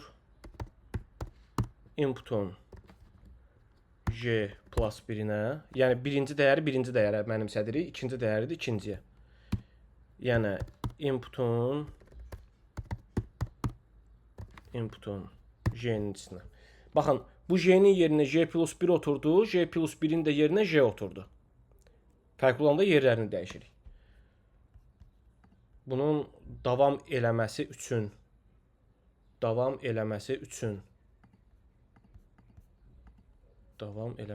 birinci durdurmanı yazaq. If changed place false-dursa, yox. Change placed biz onda dəyişəcəyik. Yer dəyişdi. Yer dəyişmədisə. Yer dəyişmədisə.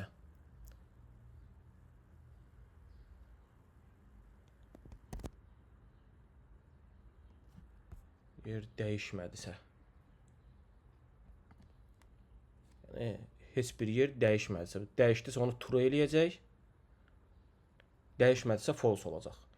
O false olanda bunu işləmək üçün mən bunu true qəbul etməliyəm. Yəni burada true olanda, burada false olanda. Əgər hər şeydə false olaraq qalsa, deməli hər şey sıralıdır. İndi false-u mən if-də false işləmir. Bunu true eləmək üçün not ifadəsi istifadə edirəm. Bu elə bil ki input changed false olanda işləyəcək. Deyirəm dövrü qır. Break. Tamam, yəni bir dəfə dəyişdim, get təzədən başdan müqayisə eləməyə gəl. Kim o? Yox, i-ni bir dənə qabağa çək olur. I-ni bir dənə qabağa çəkəcəyik. Onu da görəcəyik. Deməli, bunu yazdıq. Burada bir dənə place change-də true set eləyirəm ki, kodumu dəyişdim. İndi gəlin baxaq addım-addım nə baş verir. Baxın, buradakı nümunəni götürürəm mən. Gəlirəm, yazıram bunun yuxarı hissəsinə ki, nə baş verdiyini görək. Deməli, forumuz başlayır. Hələ davam eləmə nöqtəsinə qədər gəlmirik. Hələ ki, başlayıq. Oldu 0. Yəni, i-mizin dəyəri 0-dır. Deyirik, yer dəyişmə hələ ki olmayıb. False qəbul eləyirik. Və gəlirik J-yə. J-miz də 0-dır. İndi burada nəyi yoxluyuruq? Deyirik ki, 0-cı ilə 0-cı indeksdən 1-ci indeks böyükdürmü? Deyir ki, yox da, bu şərt ödənmədi. Daha doğrusu bu şərt ödənmədi. Gəldi, J-ni bir vahid artırdı. Hələ i-ni 0-da saxlamışıq. Gəldi, J-ni bir vahid artırdı. Gəldi, baxdı, J-nin birincisindən J-nin ikincisinə. J-nin birincisindən J-nin ikincisinə baxdı. Yəni 93 ilə 65-ə. Baxdı ki, bəli, həqiqətən də bu şərt ödənir. Yəni J böyükdür J plus 1-dən. Yəni 93 65-dən böyükdür. Avtomatik olaraq gəldik bunların yerini dəyişdik.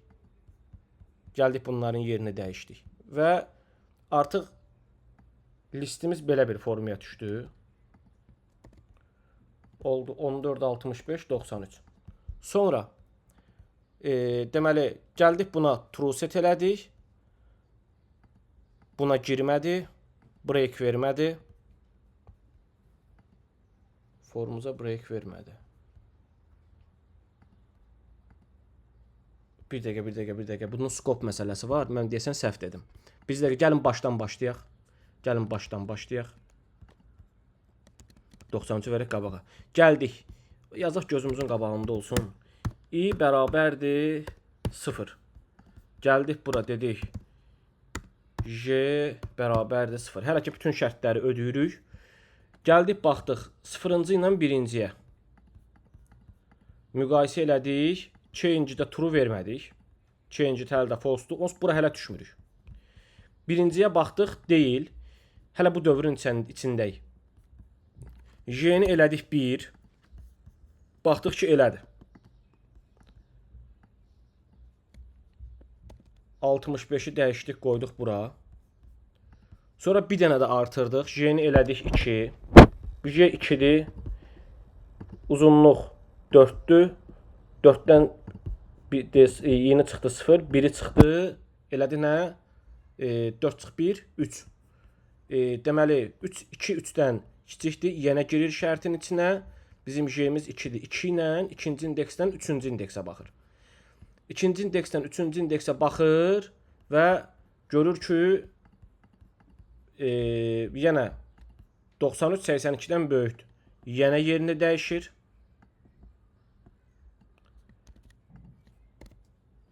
Buna bir vergül qoyaq. Yenə yerini dəyişdi. Yenə place changed true elədi.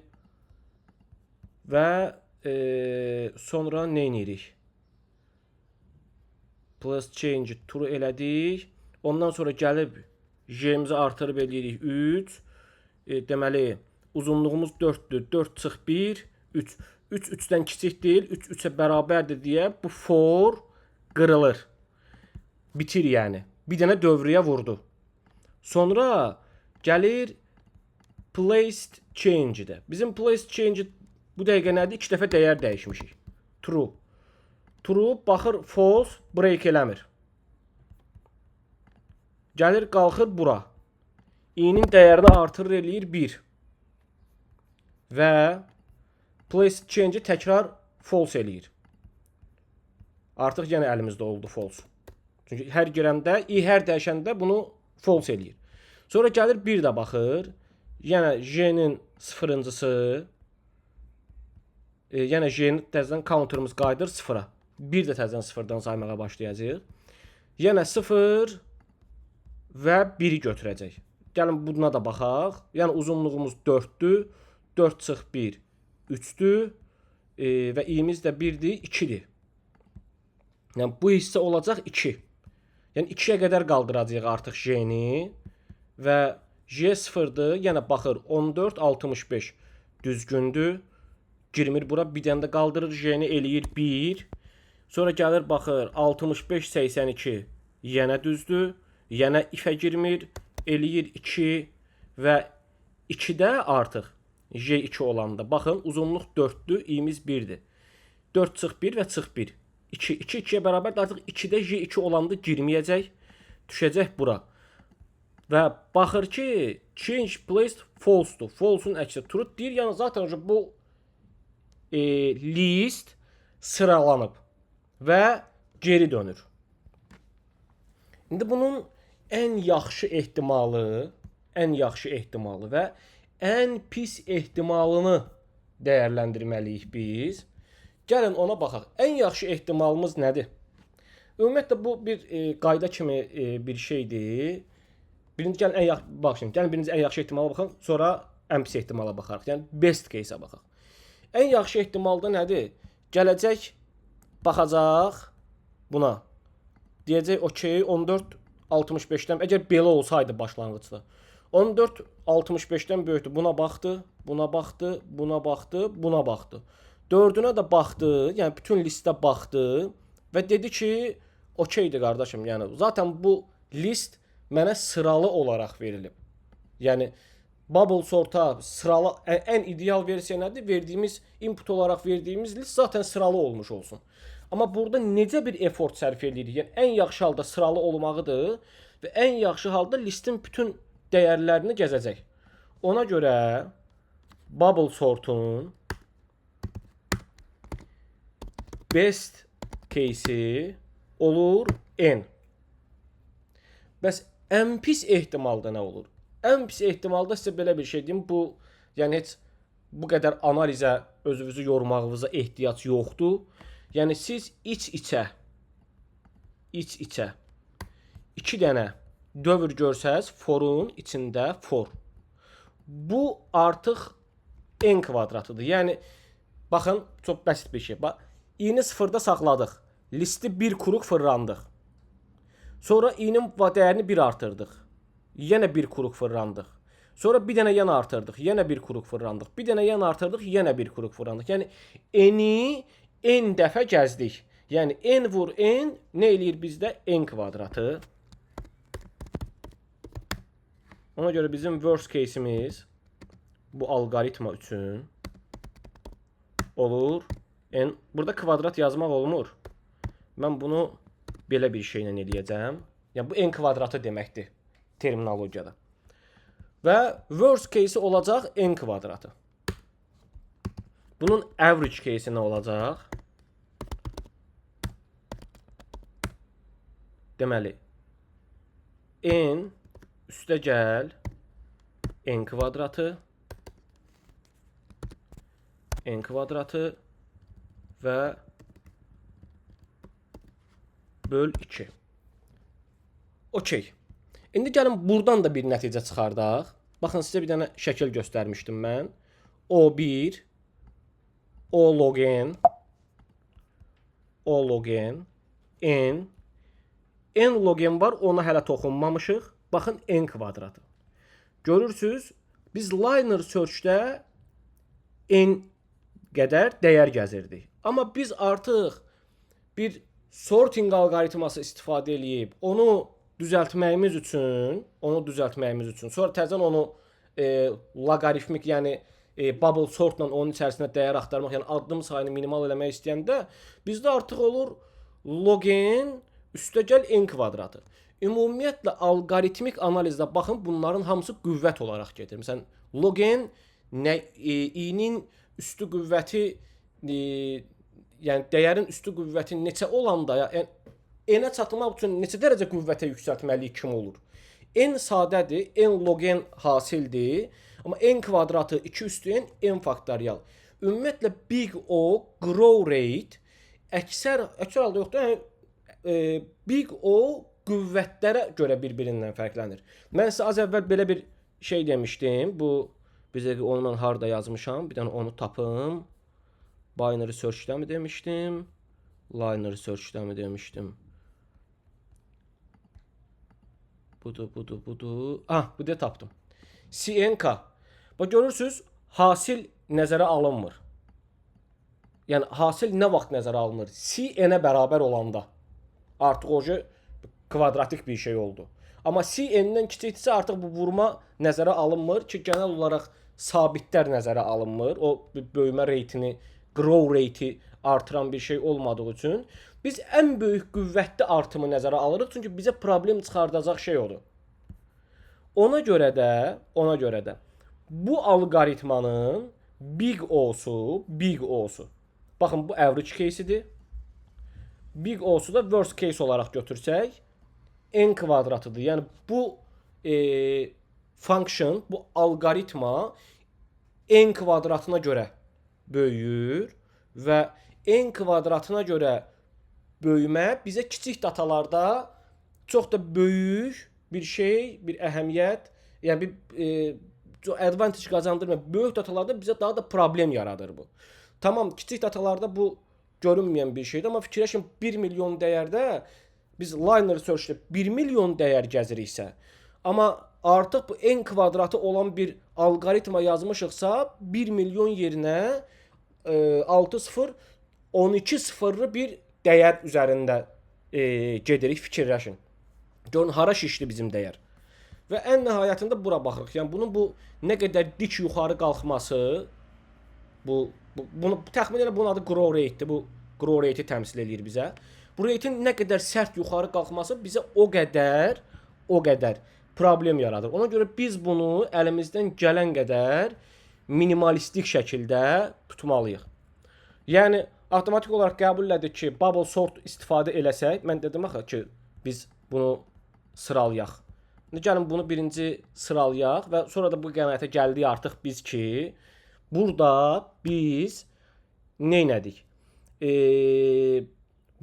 bizim liner search-lə axtarmağımız bizə n addım verirdi. Biz bubble sort eləyib arxasından binary search eləsək, onun grow rate olur n kvadratı. Elə zaten sortingin özü də n kvadratıdır. Artıq bunun böyümə reyti var. Ona görə biz kvadratik böyümə reytindən avoid eləyirik və keçirik sadə redaksiya. Tamam. 1 milyon datada 1 milyon dataya baxmağa bir-bir gəzməyə razıyam. Nəinki 1 milyonun kvadratı, yəni 6 sıfırlı, 12 sıfırlı bir sayda olan listə nə isə emal eləmək. Burada artıq bu qənaətə gəldik və qərar verdik ki, biz belə bir listi liner search-lə axtaraq.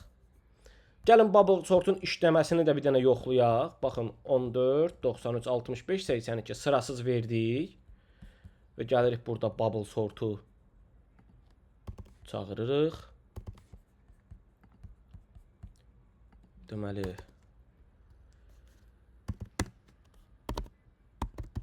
result 2 nöqtə bərabərdir bubble sort. Biz burada return yazmamışıq. Inputun üstündə dəyişdik. Sonunda deyirik ki, inputun özün geri dön. Və gəlirik deyirik bubble sort. Bubble sortun içinə bizim burada açıq olan bu listimizi göndəririk. Result özündə bizim dəyərləri saxlayır. Gəlin bunun bir əvvəlini sonrasını da görə bilmək üçün bunları liner search deməyək, liner şəkildə gəzək deyək. Liner search-dən for'u götürəcəm sadəcə. Liner search-dən götürmədim amma. Tamam, liner search-dən götürdüm. Narahat olmayın, bu kodları, bu online idenin burada share hissəsi var. Bu share eləyib linki verəcəm sizə videonun altında. Oradan rahat baxa biləcəksiniz. Okey. Bubble sort, binary search. Aha, bubble sort. Tamam, bubble sort. Burada verirəm nəyi? Input demirik, list deyirik. List qədər gəzir və gördüyü iş sadəcə print eləmək olur. Listin eynincisi. Gəlin bunu belə yazaq. I vergül list i. Bura yazaq fmt nöqtə println sıralamadan öncə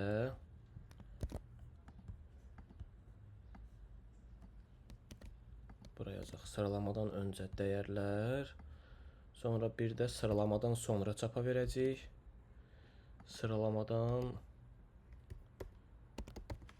sonra